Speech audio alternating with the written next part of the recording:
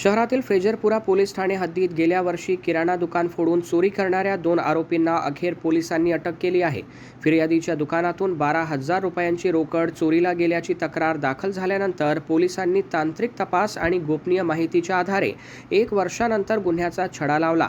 प्रकरणात जुना cotton market जवळ राहणारा 25 वर्षीय भारत दिलीप पवार, पवन सुभाष चक्रे वय 32 वर्ष राहणार न्यू हनुमान नगर या दोघांचा शोध घेत ताब्यात घेण्यात आले। तपासादरम्यान आरोपींनी गुन्हा केल्याची कबुली दिली। तसेच मागील 1.5 वर्षात विविध पोलीस स्टेशन हद्दीत तब्बल 9 घरफोडी आणि चोरीचे गुन्हे केल्याची माहिती समोर आली।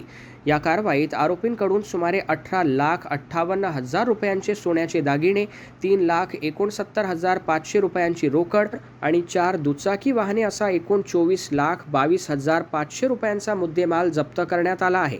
ही कारवाई पोलीस आयुक्त राकेश ओला यांच्या आदेशाने फ्रेजरपुरा वरिष्ठ पोलीस निरीक्षक रवींद्र राजुलवार यांच्या मार्गदर्शनात पोलीस पथकाने केली।